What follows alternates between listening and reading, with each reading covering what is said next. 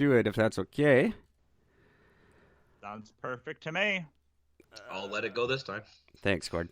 The following program is for adult audiences only.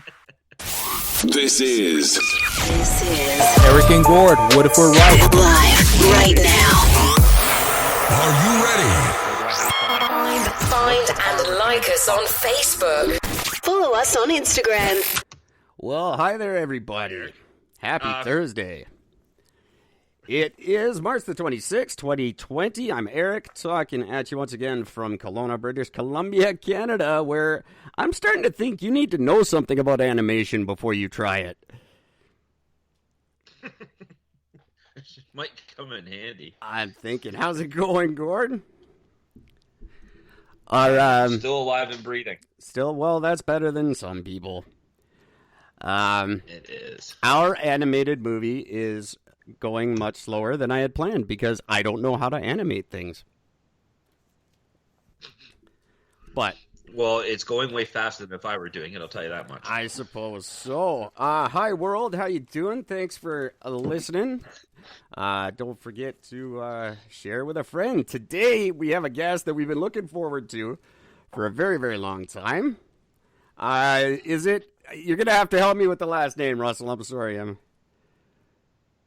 That's all right. It's like Nolte, but spelled differently. It's I like Nick thought Nolte, but so. spelled differently. So I was Russell Nolte. I chickened out. I was going to go with that. I'm Russell partially Nolte. disappointed.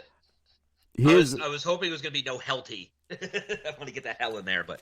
Well, no one actually knows what the right pronunciation is because it was lost in the hills of Ireland when everyone came over. So there's no hill. We think it traces back to Nohilly or Nohilty. Back from Ireland, but we're not 100% sure. All I know is that I feel really old because people are starting to not get the Nick Nolte reference because he's like from my growing up generation. And so when I talk to younger podcasters and younger people, they're like, "Who's Nick Nolte?" And I'm like, God, we need another famous Nolte because this is going to die out in like 20 years and no one's going to know. If I were you, I'd just pronounce it differently every time I do any little bit of press. I just pronounce it differently. I thought it was healthy. It's not healthy. It's not literally. So obviously, everybody, his reputation precedes him. Why don't you tell our listeners who don't know who you are? I'm sure there must be one or two of them. Who you are? Sure. My name's Russell Nolte. I'm a USA Today best-selling author.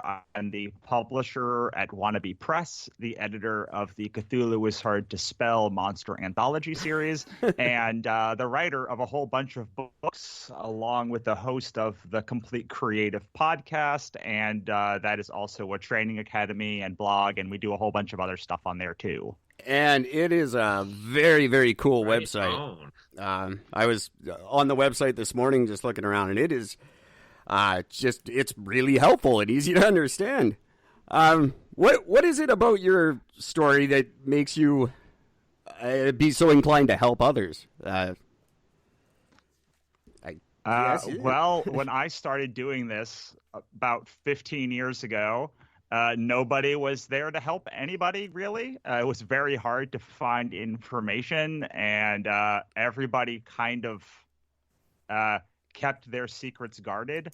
And so when I started doing it, I promised that I would not be like that. I found a couple of sort of online mentors in people like Jim Zub, who, even though I hadn't talked to him back then, I would read his blog, and he would talk about the bad times and the struggles as much as the successes, and he would break down what a success actually meant. So he did a book called Skull Kickers for Image, and he would show how his book was not in profit for like multiple issues, and he would show everything, like the whole back and forth of what was going on, and I found that so helpful in understanding that I wasn't broken and that I wasn't bad or I wasn't stupid for not getting it immediately, because it's just kind of impossible to get it immediately. And I think we live in a society, especially now, where there's just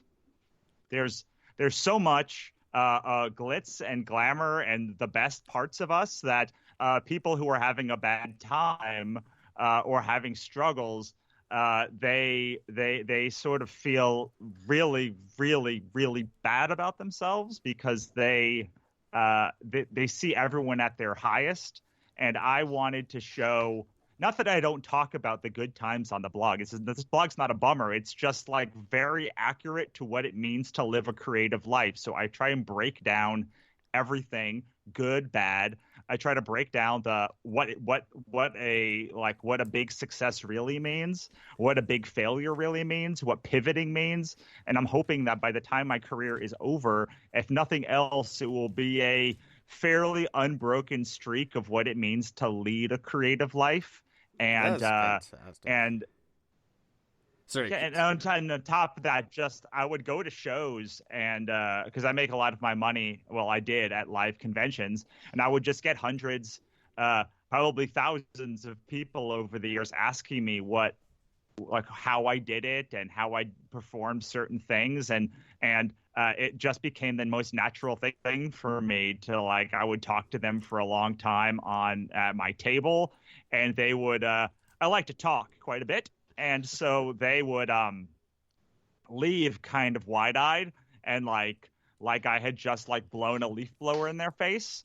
So I decided to start listing all of this stuff. So instead of them having to remember what was in some conversation they had with me 2 years ago, they could just reference it easily. And it was easier for me. It's easier for them. And then it all grew from there. That's awesome. So I find that, especially for writers, it's still kind of difficult to.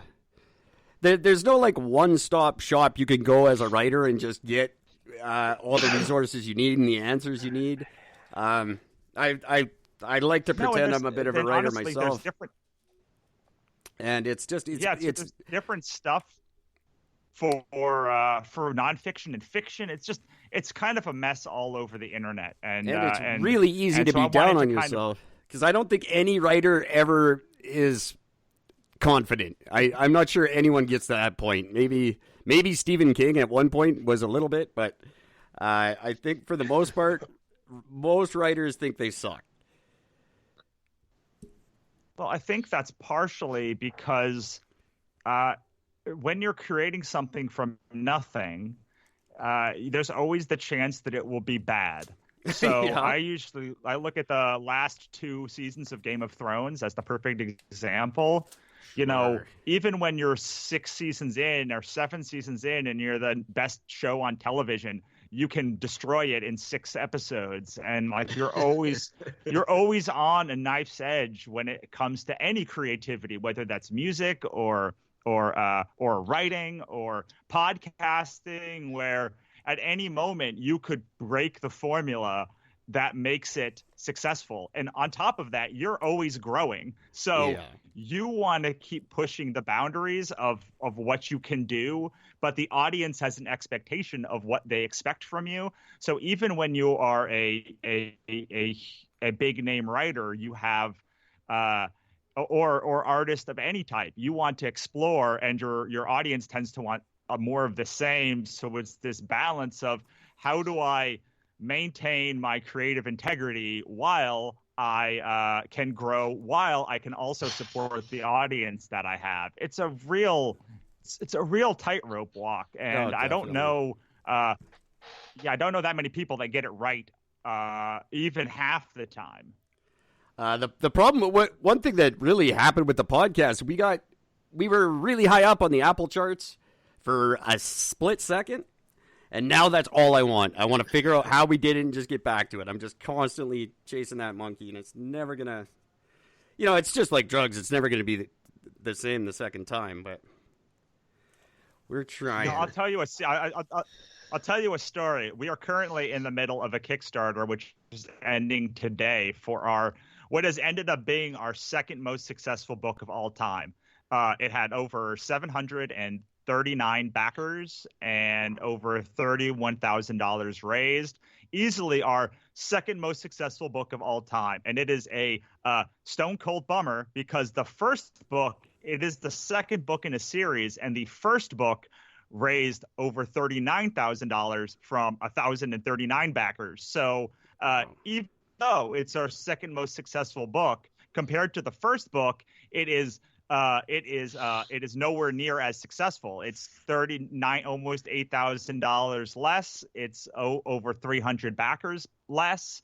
And I'll be honest, like it's hard for me to stomach that, something we put so much effort into, and something that I think is better than the first book, just because of the talent involved and the skill level increasing of the editors and me bringing on more editors to help the process.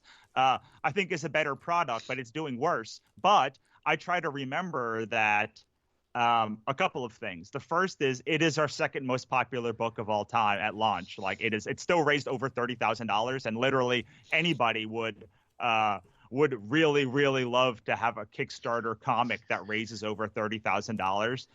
So I try to remember impressive. that. And yeah, and it's but once you hit a number, it's very human to want to make that the expectation and not the reach, and that's because you can't think every time you do something incredible is amazing, because you would just like gasp yourself into unconsciousness every day as you level up. That's the story of my life. That's just how I get up in the morning. Yeah, but the second thing that's really important is to remember that your success is not equated to your self-worth, and it really is really hard, and it's really the work of a lifetime to try and decouple the product itself and the success of it from how you view yourself. Because if frankly you're gonna put out good work and your work is gonna improve, and sometimes you're gonna get a hit, and sometimes you're not gonna get a hit, and sometimes you'll be at the top of the charts, and sometimes you'll be in the middle of the charts, sometimes you may be at the bottom of the charts, but at some point you have to become okay with the fact that you're putting out a good product, and the product itself is its own reward. And then anything that happens above that is gravy. That's not to say that you can't like try and do the marketing and all of that other stuff.